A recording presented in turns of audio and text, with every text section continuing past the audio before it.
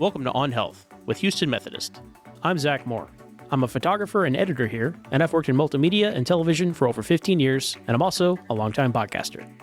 I'm Katie McCallum. I'm a former researcher turned health writer, mostly writing for our blog. And Katie, did you have brunch today? You know, I didn't have brunch today. I did have breakfast, and I am one of the people that I do distinguish between the two.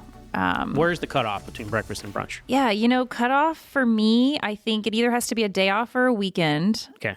That's my initial kind of standard. Now, if it's a weekend and it is a meal before, I'm going to say 9:30 or 10, it's breakfast. Anything after that, brunch. Also, I will say there's probably room for, there's a mentality that comes with brunch. So I think it's a more casual meal that you're not using to like start your day. It's more of a fun, casual way to just eat. That's not breakfast. When does it stop being brunch and become lunch, though? Like, how far can brunch go? Can you have brunch at like 4 o'clock? 'Cause that seems late to me for brunch. That's a great question. I think I probably could have brunch at 4 p.m. when speaking of just the brunch mentality. Yeah. So brunch life could be any time of the day. Brunch is a state of mind, is what we're talking about here. Okay. There's room for that for sure. But when we're thinking about actual brunch food items, that's where I think the whole thing gets a little bit more specific in that there's certain things that we think of as a brunch item. Zach, are you a brunch guy? No, not really. Okay. So you don't have like a go-to brunch option that, if you were going to sit down for brunch, or you never just think about like, wow, I just want to go to brunch and have. Well, I'm the kind of guy where you sit down and if lunch is available, I will eat lunch. I'm like, oh, look, a burger. Great. Right? It's 11 a.m., but I can get a burger. It's fantastic. So now if I'm in a certain restaurant, I'm like, oh, they have really good like Belgian waffles or something. I like Belgian. Does Belgian waffles count as brunch? I don't want to be the person that decides what's brunch and what's not, but I would consider Belgian waffles brunch. Yeah. If you're having Belgian waffles, it could be breakfast too. But again, brunch is a mentality. So if you want Belgian waffles to be your brunch, then by all means. Okay. That would be my go-to then. Okay. Got it. Maybe avocado Belgian waffles, huh? Interesting combination. Maybe not. Let's just stick with avocado toast. Are you, well, would you add the avocados because you think it makes the Belgian waffles healthier? No, I just like guacamole. Okay. Well, I asked because it's a longstanding question I have, and it's our topic of today's podcast is avocado toast healthy? And, when I think of brunch, again, like I've said, I think it's a certain mindset that you have going in, and you don't necessarily want to be healthy, but when you do, it can be hard to find healthy options on a brunch menu in my mind. But anytime I see avocado toast, I'm usually like, great, let's go with that. That's the healthiest option. But there's also a question in my mind always of, is this even actually healthy? And today we talked to Kylie Arrindell about this. And I think it's really interesting because it's definitely something we all assume to be healthy, but is it actually? All right, we're here with Kylie Arrindell, wellness dietitian at Houston Methodist. Kylie, welcome. Thanks for joining. Thanks for having me. So today we're going to talk about avocado toast, whether it's healthy, and full disclaimer for you before we start, you have a huge avocado toast fan sitting across from you. Oh. Don't worry, I prepared myself for this. This is a health podcast after all, so I am very committed to giving this a fair shake. Definitely, don't hold back. Okay. To start off, avocado toast, it's a bit of a complex dish, I think. There's a couple components. So I think maybe we start with deconstructing, as they say in the culinary world, avocado toast. Let's start with avocado. Is it really this healthy superfood I want it to be? I think we all want it to be. Yes and no. I think my answers to a lot of these questions might be yes and no. Everybody does want it to be a superfood. It is. It's one of those things that you can add on top of different types of cuisines. You can put it on top of your avocado toast, obviously. You can put it on top of salad. You can put it in a smoothie. It really is a versatile type of a food, and it gets its kind of star or superfood claim because of its source of healthy fats, specifically heart-healthy fats. So really good for your cardiovascular system, and also helps keep you full. So it's also a good thing to include because you're going to be a little bit more satisfied with that fat. So speaking of fat, is it too fattening, for instance, on an avocado toast? So when do you have to worry about the fat of avocado? Good question. So it's going to depend largely on the amount of avocado you use. So if you use an entire avocado for one piece of toast, that's probably a little bit too much. Now, if that's going to be your main meal of the day, like your breakfast, and that's kind of your biggest meal, then maybe one avocado is okay.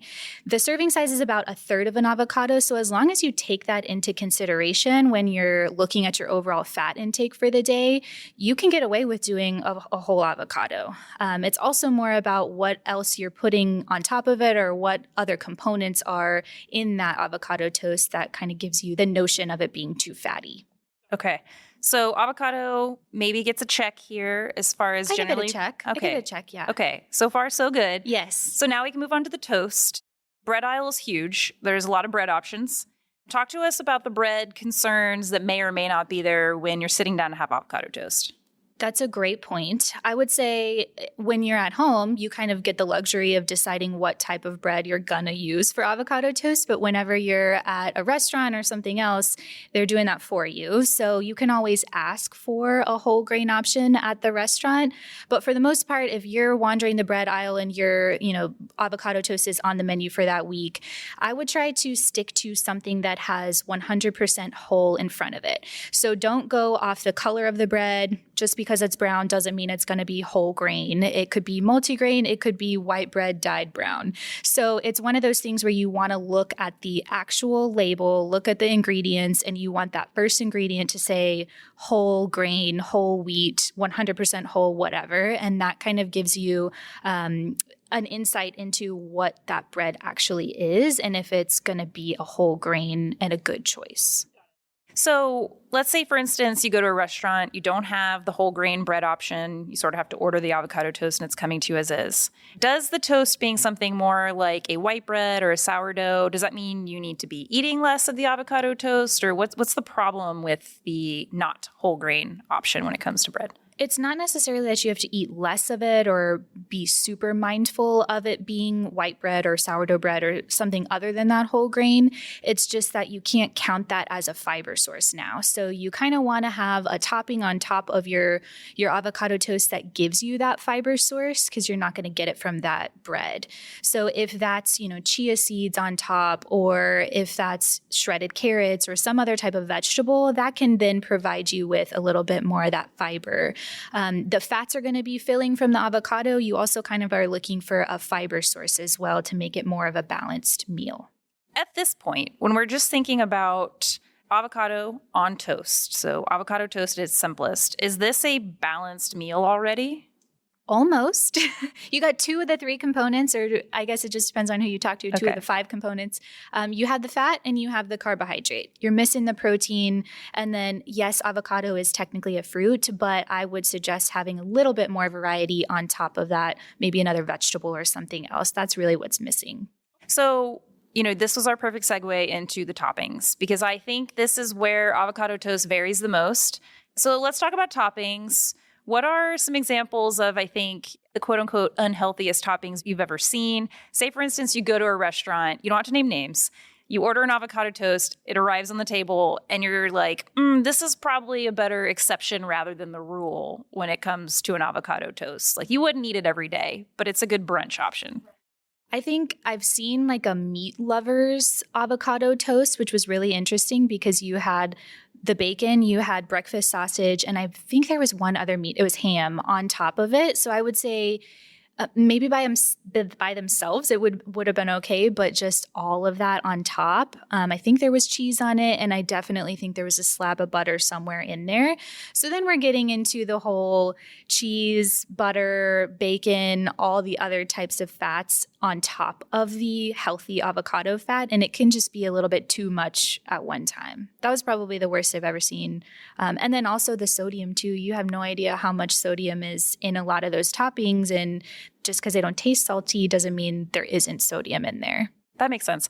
So what then would be a healthier, I think you said we're missing the protein if it's just avocado and toast. So What's a kind of healthy protein you could consider putting on top of your avocado toast? So I think the star usually comes down to eggs. I mean, that's always typically available at a restaurant. If you're doing it yourself, it's also a good idea. You can have the avocado mixed into like a Greek yogurt or some other type of solid protein source. That's not really changing the flavor of the dish, but maybe the texture just a little bit. But that Greek yogurt would be a great thing to add because you can get calcium, you can get an extra source of some of the other vitamins and minerals in addition to that protein. So that would be a great thing to incorporate into your breakfast. Got it. You know, one of my favorite avocado toasts that I order fairly often, it has egg on top, but it's just egg whites. So is there something about the yolks of eggs that they're leaving it out for some reason to make it a healthy option? Or is that just a general maybe kind of assumption they're making? I think it depends on who you talk to. The egg white is going to be kind of the flavor and the texture that you're looking for from the whole egg. I'm assuming they were scrambled or something like Scrambled, that. yeah. Yeah, so that's going to be something that people prefer for a texture purpose. It's also kind of gotten this notion that it's a healthier option because it's a leaner protein. The yolk itself provides a good amount of protein still, but it also provides a little bit of fat. It provides some vitamin D. It's one of the few food sources of vitamin D that we actually can consume. So it has a lot more nutritional value, but it kind of gets this unfortunate connotation of it being bad for you because it's a little bit higher in fat. But I prefer the whole egg. If you are somebody who has, 6 or 7 eggs per week, then maybe we dial it back a little bit. But for the most part, if you're brunching on the weekends, a whole egg is perfectly fine for your toast. Some wayward topping choices aside, the ingredients that make up avocado toast sound pretty healthy, but we're not done. From the classic American breakfast, chicken and waffles, there's biscuits and gravy, a good breakfast hash. It's time to see how avocado toast stacks up against our other brunch favorites after the break. From annual checkups to managing chronic conditions, your healthcare should be personalized to you. At Houston Methodist, our primary care doctors provide customized care for you and your family, with more than 40 convenient locations across Greater Houston. We offer a variety of ways to get care, from in-person and virtual appointments to same-day visits when you're sick. Choose your doctor and schedule online at houstonmethodist.org/stayhealthy. Houston Methodist, leading medicine. We're back. So, to recap, avocado, good, but not too much. Bread, fine, but it's got to be the right bread. Add some protein, but don't pile it on with all the meats. And now it's time to find out, once and for all, where avocado toast stands in the pantheon of brunch basics. In the grand scheme of brunch, on a brunch menu, are we calling avocado toast healthy at this point? I would think it is, yes. Especially because a lot of your breakfast items are going to have some sort of refined carbohydrate or some sort of really sugary type of a carbohydrate, whether that's French toast or waffles or pancakes. So that's kind of a nice alternative to some of those. You're still getting a carbohydrate with that toast, but you're getting a little bit more nutritional value from the avocado. Yes, you can make a poor choice with the toppings that you put on top of it, but for the most part, I would say that's one of the healthier brunch choices on the menu. Okay. And since we're at a restaurant and we know oftentimes at a restaurant the portion sizes can be a bit distorted, even if it is the healthy option, should I be eating the whole dish? And for instance, when I think of, an avocado toast that I've ordered recently, it's almost 2 slices of bread, usually avocado on 2 slices of bread, typically some toppings, eggs included. Should I just be eating one piece of toast, saving the other toast for later? Does it matter? Is it okay if I'm just indulging? What are your thoughts? I think it depends on what you're going to be doing for the rest of the day. So if that's kind of your splurge for the week or the day or the weekend or whatever that is for you, then absolutely you can eat it all. I would definitely kind of check in with your body a little bit, maybe do some more intuitive eating types of internal reflection to see if you really do need that entire 2 pieces. If 1 piece would suffice and maybe you can take the other half home with you. It kind of just depends on what you're feeling for that day day or that particular time. Maybe you're really hungry and maybe it's okay for you to definitely have those 2 pieces. But for the most part, if you can kind of listen to your body and really know 1 piece is going to be sufficient for me, I can definitely take this home. It's one of those things where I'm not wasting any food, but I'm still kind of keeping to my calorie allotment or my fat allotment for the day, depending on what it is. I want to ask one last question just to bring us full circle here. We deconstructed the avocado toast. Let's construct it again. Okay. I'm gonna give you a scenario here. Let's say a popular restaurant here in Houston, they want to redo their brunch menu. They're thinking, we want it to be healthy, still delicious. They want to put avocado toast on it. They come to you and they say, Kylie, can you please build a healthy but delicious avocado toast for us? What are you putting on it? Ooh, I get to put anything on it? Anything on it. How would you build your kind of perfect avocado toast? Oh, it's a breakfast avocado toast or it's a lunch avocado toast? Because those could be 2 different things. It's a really good point. I say let's go brunch avocado toast. So ideal avocado toast from a health perspective, I would say let's do a really great whole grain seed type of a bread. So I don't know if you've ever heard of Dave's Killer Bread, but it has a bunch of different nuts and seeds on it. So something similar to that, they could make it in-house, but just so it's really fresh and you do get that whole grain option. And then obviously avocado, it's avocado toast. So we're putting some of that on there. I would, since we're talking about it, portion it correctly. So maybe 1/3 of an avocado, 2/3 of an avocado. You don't want an overwhelming amount, but if you're paying $12 or $13 for it, then you want a good amount of avocado. And then definitely I would have eggs on it. I think that that's just a solid kind of well-rounded protein source. It's filling. It goes really well with the textures. And then I would play around with maybe some fresh herbs or, like I mentioned, the chia seeds or some other type of seed on top to get a little bit of a crunch. I also really like other types of vegetables on top of them too. So I mentioned the carrots before, tomatoes, whatever kind of goes best with that particular cuisine that they're trying to, or culture that they're trying to go for. I love it. It sounds delicious. I would definitely eat it. Perfect. All right. Well, thanks for being on with us today, Kylie. I appreciate it. Absolutely. Thanks for having me. Okay, so I'm starting to get sold on brunch. It sounds like it's pretty tasty. Yeah, it's delicious. I'm not sure why you don't prefer it. Yeah, and with these options here, I think there's a lot of fun and healthy things to try. Yeah, I mean, I'm feeling really good about my favorite go-to brunch choice, to be honest. Yeah, I mean, you seem to get a lot of points with her on that. So. Yeah, I think, I love to order a good avocado toast. I'm also a big fan of a healthier avocado toast. I think that's the great thing about avocado toast is avocado is just delicious. Are the ones topped with a ton of meats and bacons even more delicious? Probably.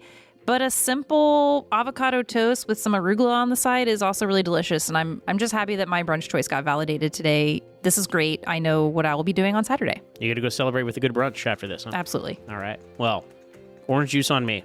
All right. Well, thanks for listening, everyone. I hope you guys enjoyed our topic today. That's going to do it for us this time. And be sure to share, like, and subscribe on Health with Houston Methodist, wherever you get your podcasts. If you enjoyed this conversation, for more topics like this, visit our blog at houstonmethodist.org/blog. Stay tuned and stay healthy.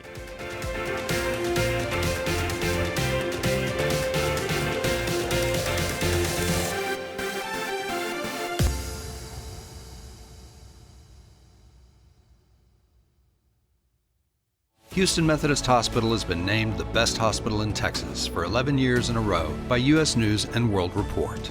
Houston Methodist Hospital is the #1 hospital in Texas and number 15 in the nation. We are nationally ranked in 10 specialties, the most in the state.